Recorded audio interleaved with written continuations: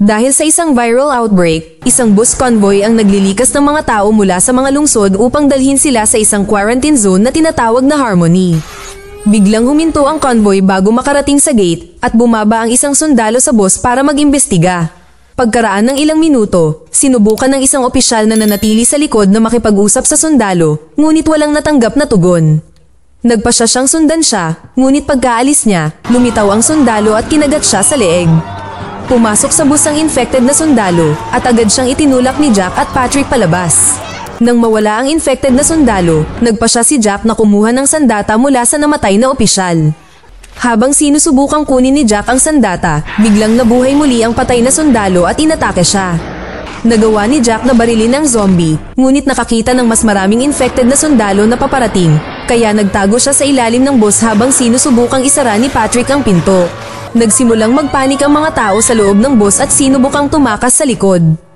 Hindi nagtagal ay pumasok ang mga zombie sa bus sa pamamagitan ng pinto at mga bintana na kinakagat ang lahat ng maaari nilang mahuli.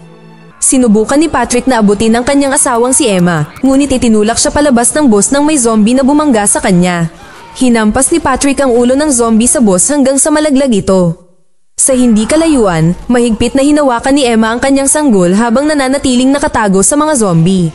Sumakay siya sa isang jeep sa pag-aakalang ligtas siya, ngunit maya-maya ay lumitaw ang isang zombie at sinunggaban siya habang sinusubukan niyang labanan ang nahawa ang lalaki. Lumitaw ang isa pang zombie at sinubukang basagin ang windshield para maabot siya. Sa kabutihang palad, dumating si Jack at pinatay ang mga zombie. Natakot si Emma nang makakita siya ng dugo sa kanyang sanggol, ngunit walang nakitang anumang sugat sa kanya sina Jack at Patrick. Hindi nagtagal ay natuklasan nila na ang dugo ay mula kay Emma na nakagat sa braso. Pagkaraan ng 9 na taon, gumagala si Patrick sa tiwangwang at malamig na lungsod para maghanap ng makakain. Pagkatapos barilin ng isang kabayo, ikinorga niya ang bangkay sa kanyang snowmobile at mapayapa itong dinala sa bahay. Pinapanood ni Lou si Patrick mula sa bintana ng susunod na bahay at sinabi kay Jack na nakapatay siya ng isa pang hayop. Habang nagluluto si Patrick ng karne ng kabayo sa tabi, nagbukas si Jack ng isang lata ng beans at nakakita ng amag sa loob. Sa kabutihang palad, nakahanap siya ng isa pang lata na walang kontaminasyon. Nang gabing iyon, sinubukan ni Patrick na makipag-usap sa ibang mga nakaligtas sa radyo, ngunit walang sumasagot, kaya kinakausap na lang niya ang sarili na nagpapanggap na may bisita. Nang maglaon, ginamit niya ang kanyang binocular upang panoorin si Jack na dinadala si Lou sa kama at nagpaalam na sana ay marinig siya nito. Pagkagising ni Jack sa umaga, hinanap niya agad si Lou sa kama, ngunit nalaman niya na wala na siya doon. Nagmamadali siyang pumunta sa kusina at pinagsabihan ng bata sa pag-alis nang hindi nagpapaalam. Habang sinusubukan ni Lou na maghanda ng almusal, ipinaliwanag niya na ayaw niyang gisingin siya, ngunit nangatwiran si Jack na may mga panuntunan na dapat niyang sundin. Nang bigyan siya ni Jack ng cookie, itinago ito ni Lou sa kanyang bulsa at humingi ng isa pa. Sa katabing bahay, nagising si Patrick sa tunog ng tahol ng kanyang aso, kaya binuksan niya ang pinto para palabasin siya. Lumapit si Lou sa aso sa bakod at pinakain ito ng cookie.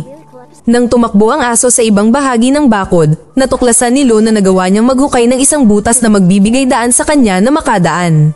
Nang maglaon sa araw na iyon, tinuruan ni Jack si Lou mag-multiply nang hindi binibilang ang kanyang mga daliri. Pagkatapos, lumabas siya para barilin ang mga walang laman na lata habang nilalaro ni Lou ang kanyang mga manika. Tinanong ni Lou kung maaari niyang subukang bumaril, ngunit tumanggi siyang humawak ng baril. Nagreklamo si Lou na matanda na siya para maglaro ng mga manika, kaya hiniling niya kay Jack na makipaglaro sa kanya.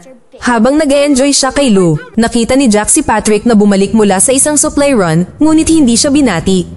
Nang gabing iyon, binigyan ni Jack si Lou ng isang kahon ng regalo na naglalaman ng mga gamit ng kanyang ina, kaya tinanong niya kung ano ang okasyon. Bago niya masabi sa kanya, narinig ni Lou ang birthday music na tumutugtog sa PA system ni Patrick at ipinapalagay niyang kaarawan niya ito. Nagluto si Patrick ng cake para kay Lou, ngunit hindi niya ito madala dahil nakipag-away siya kay Jack, kaya hinayaan niyang kainin ito ng aso. Samantala, tinanong ni Lou si Jack kung ano ang mga birthday party bago matapos ang sangkatauhan. Sinabi ni Jack na may iba pang mga bata sa mga party, ngunit nagdududa si Lou dahil hindi pa siya nakakita ng ibang mga bata sa kanyang buhay. Sinabi ni Lou na hindi niya matandaan na nakita niya ang kanyang ina, kaya itinuro ni Jack na hindi niya maalala dahil napakabata pa niya. Pagkatapos ay tinanong ni Lou kung may mga zombie at ipinaliwanag ni Jack na dati ay meron, ngunit namatay dahil sa lamig. Nakatulog si Lo ng mapayapa sa gabing iyon, ngunit nananatiling gising si Jack dahil sa malakas na musikang tumutugtog mula sa mga speaker ni Patrick. Maya-maya, nagising si Lo mula sa isang bangungot. Nang marinig niya ang aso na tumatahol, tumingin siya sa bintana at nakita niya ang isang maputlang zombie sa labas ng bakod. Sa umaga, natagpuan ni Jack si Lo na nagtatago sa ilalim ng kama at tumanggi na lumabas. Nang sumama siya sa kanya sa ilalim ng kama, isiniwalat ni Lo na nakakita siya ng halimaw noong nakaraang gabi. Iniisip ni Jack na binangungot lang siya, ngunit ipinaliwanag ni Lo na nakita niya ang zombie pagkatapos magising. Si Jack ay hindi pa rin naniniwala kay Lo at tiniyak sa kanya na ang lahat ng mga zombie ay namatay dahil sa malamig na panahon. Nang maglaon sa araw na iyon, naglagay si Lo ng isang stuffed toy malapit sa butas ng bakod, umaasa na mapipigilan nito ang pagpasok ng mga halimaw. Nang makita ni Patrick si Lo sa bakod, napagtanto niya na dapat ay siya ang nagpapakain ng cookies sa kanyang aso at binalaan siya na maaaring magkasakit ang kanyang hayop. Biglang lumabas ng bahay si Jack at sinabihan si Patrick na layuan si Lo at iwasang makipag-usap sa kanya. Pagkatapos ay nagbanta siya na babarilin ang kanyang aso kung patuloy itong tatahol, kaya sinabihan siya ni Patrick na tumahimik. Habang pumapasok sa isang bodega para sa mga supply, naalala ni Patrick noong kasama niya si Emma. Sa sobrang ingay niya, kinabahan si Emma at sinabihan siyang tumahimik dahil makukuha sila ng mga zombie. Bilang tugon, tinanong siya ni Patrick kung ganon din ang sinabi niya kay Jack noong niloko siya nito. Nakita ni Patrick ang isang manika na maaaring magustuhan ni Lo, kaya kinuha niya ito sa istante. Sa kanyang patuloy na paghahanap sa bodega, nakita niya ang duguan na hayop sa lupa. Makalipas ang ilang minuto, isang umuungol na zombie ang lumitaw at hinabol siya, kaya siya at ang aso ay mabilis na tumakas sa bodega. Paglabas nilang dalawa, isinara ni Patrick ang pinto at nilock ito, naiwan ang zombie sa loob. Habang sinisimula ni Patrick na paandarin ang kanyang snowmobile, kumatok ang zombie sa pinto habang sinusubukang lumabas. Habang pauwi, patuloy na lumilingon sa likod si Patrick upang makita kung sinusundan siya ng zombie. Habang nagmamaneho ng napakabilis, bumangga si Patrick matapos hindi mapansin ang isang natumbang puno sa unahan. Samantala, nagpasya si Jack na turuan si Lo na bumaril ng baril. Nang magpaputok si Lo, napaatras siya dahil sa lakas ng putok ngunit sinabi kay Jack na nasiyahan siya sa paggawa nito. Hindi nagtagal ay naabutan ng zombie si Patrick habang siya ay nasa lupa pa rin. Gayunpaman, hindi siya napansin ng zombie dahil ito ay tila bulag. Tumakas ang zombie nang makarinig ng putok sa di kalayuan, kaya agad na sumakay si Patrick sa snowmobile para habulin ang nilalang. Sa bahay, nakita ni Jack ang isang kuneho sa labas ng bakod, kaya sinubukan niya itong barilin. Bago pa niya mahila ang gatilyo, nakarinig siya ng putok ng baril at nakita niyang papalapit si Patrick. Matapos sabihin kay Jack na tumakbo pabalik sa bahay, sinubukan sagasaan ni Patrick ang zombie gamit ang snowmobile ngunit nahulog siya matapos atakihin ng zombie. Habang sinusubukang abutin ni Patrick ang kanyang sandata, ang zombie ay tumalon sa kanya. Sinabihan ni Lo si Jack na barilin ang halimaw, ngunit sinabihan siya ni Jack na pumasok sa loob at i-lock ang gate. Habang nagpupumilit si Patrick na iwasang makagat, itinutok ni Jack ang kanyang baril sa zombie ngunit nag-aalangan siyang hilahin ang gatilyo. Hindi nagtagal, dinaig ng zombie si Patrick at kinagat siya sa leeg. Inatake ng aso ang zombie, ngunit tinapos ng halimaw na nilalang ang aso at kinagat ang leeg nito. Tumakas ang zombie nang makuha ni Patrick ang kanyang baril at pinaputokan ito. Tumakbo si Jack pabalik sa bahay, para lamang makita si Lo na galit sa kanya dahil sa hindi pagbaril sa zombie bago nito pinatay ang aso. Sa labas, iniiyakan ni Patrick ang kanyang aso at pinagalitan ito sa pagsisikap na maging isang bayani. Pag-uwi niya, binuhusan niya ng alak ang kanyang sugat at sinubukang barilin ang sarili. Nabigo siya at bumagsak sa lupa pagkatapos maalala nang hinimok siya ni Emma na putulin ang kanyang nahawa ang kamay habang pinipigilan siya ni Jack. Nang magkamalay si Patrick, may narinig siya na sumusubok na makipag-usap sa radyo. Mabilis na tumugon si Patrick at binalaan ng lalaki na bumalik na ang mga zombie. Napagmasdan niya na siya ay nahawaan dahil nakagat siya kaninang umaga, ngunit napapansin ng lalaki na hindi siya maaaring maging zombie dahil maraming oras na ang lumipas. Nangako si Patrick na lalabas para patayin ang zombie, ngunit isa pang boses ang humarang at nangatwiran na ang nilalang ay walang pananagutan sa nangyari sa kanya.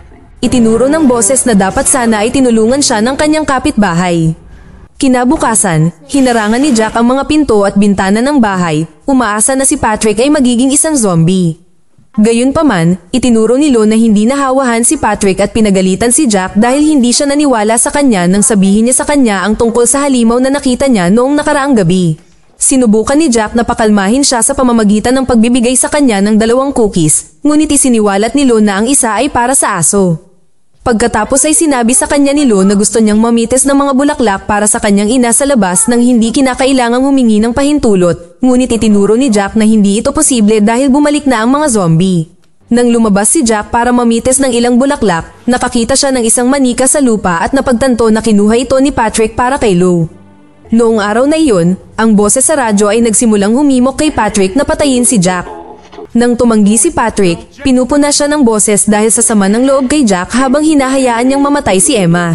Nang gabing iyon, bumalik si Jack at sinabi kay Lo na mga artipisyal na bulaklak lamang ang nakita niya. Inilagay ni Lo ang kalahati ng mga bulaklak sa harap ng mga larawan ng kanyang ina. Pagkatapos ay lumabas siya na may dalang revolver at gumapang sa butas ng bakod upang ilagay ang kalahati sa libingan ng aso. Agad na lumabas si Jack nang makita siyang papunta sa puntod. Habang inilalagay ni Lo ang mga bulaklak sa bakod, isang zombie ang lumapit sa kanya. Sinubukan ni Lo na barilin ang nilalang, ngunit naalis nito ang sandata sa kanyang mga kamay. Ibinagsak ni Jack ang zombie at sinuntok ito. Nang huminto siya, kinalmot ng zombie ang kanyang dibdib, kaya patuloy na hinampas ni Jack ang zombie hanggang sa tumigil ito sa paggalaw. Habang inaalagaan ni Jack si Lo, lumitaw si Patrick at tinutukan siya ng baril, ngunit binaril ang zombie sa likod ni Jack. Nang gabing iyon, hindi nakita ni Jack si Lo sa kama, kaya lumabas siya para hanapin siya. Isang zombie ang biglang sumugod sa kanya ngunit nakakadena ito at putol ang mga braso nito. Lumitaw si Patrick at ibinunyag na ang mga zombie ay tila nag-evolve dahil maaari nilang selyuhan ang kanilang mga sugat at magkaroon ng matigas na balat upang mapaglabanan ng lamig. Gayunpaman, napansin ni Patrick na mayroon na silang pagkakataong lumaban dahil ang mga zombie ay hindi na nakakahawa at naging bulag. Paglabas ni Lo sa bahay ni Patrick ay agad siyang hinatid ni Jack pauwi. Nang maglaon, nakipag-ugnayan si Lo kay Patrick sa walkie-talkie at inanyayahan siyang maghapunan sa kanila sa susunod na gabi at masayang sinabi ni Patrick sa kanya na darating siya. Agad na nag-ahit at nagpagupit si Patrick para maghanda ng hapunan. Kinabukasan, dumating si Patrick, may dalang karne para kina Jack at Lo. Ibinalik ni Jack ang manika kay Patrick para maibigay niya ito kay Lo ng personal. Pagbaba ni Lo, nagulat siya nang makita kung gaano kakaiba ang hitsura ni Patrick nang wala ang balbas at mahabang buhok. Habang kumakain, nilalaro ni Lo ang nakangiting manika at tinanong si Patrick kung paano niya nalaman na gusto nito ang ganoong uri ng laruan. Sinabi ni Patrick na naisip niya na baka gusto niya ito dahil gusto niya ito noong bata pa siya. Nang sabihin sa kanya ni Patrick kung ano ang madalas niyang ginagawa noong bata pa siya, napagmasdan ni Lo na maswerte siya dahil nagawa niyang makipaglaro sa ibang mga bata at nalungkot siya dahil ang madalas na kalaro lang niya ay ang mga manika. Matapos makatulog si Lo, ipinahayag ni Patrick na plano niyang ayusin ang truck upang makaalis sila, ngunit balak ni Jack na manatili sa kabila ng babala ni Patrick na mas maraming zombie ang darating. Iginiit ni Patrick na si Jack ay nakatuon sa pag-survive kaya nakalimutan na niya kung paano mabuhay. Tumugon si Jack sa pamamagitan ng pagtatanong kay Patrick kung bakit hindi pa siya umaalis, pagkatapos ay tumingin si Patrick kay Lo upang ipahiwatig na nananatili siya dahil sa kanya. Pagka-uwi ni Patrick, umupo si Jack sa tabi ni Lo at inalala ang pagkamatay ni Emma. Noong araw na iyon, nadatnan niya si Patrick na lasing sa sahig habang ang sanggol ay umiiyak. Nang magtanong si Patrick tungkol kay Emma, sinaktan siya ni Jack sa galit at sinabi sa kanya na iniwan niya siya para mamatay. Kinuha ni Jack ang sanggol at sinabi kay Patrick na hindi na siya ang ama ni Lo. Nang gabing iyon, nagising si Lo mula sa isang bangungot. Iniisip ni Jack na nanaginip siya tungkol sa mga halimaw, ngunit inihayag ni Lo na namatay si Jack sa kanyang panaginip at naiwan siyang mag-isa.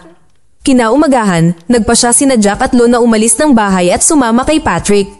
Hindi nagtagal ay umalis ang tatlo sa Harmony at huminto sa bodega upang kumuha ng ilang mga supply. Pagbaba ni Patrick sa truck, naalala niya ang araw na iniwan niyang mag-isa si Emma sa labas ng bodega para maglasing dahil nagseselos siya kay Jack. Habang umiiyak si Emma sa loob ng truck, dumating ang mga zombie at inatake siya. Pagkatapos kunin ang ilang mga supply, bumalik ang tatlo sa truck ngunit may nakita siyang babae sa di kalayuan. Habang papalapit sa kanya si Patrick ay nag-hysterikal ang babae kaya pinigilan niya ito hanggang sa kumalma ito.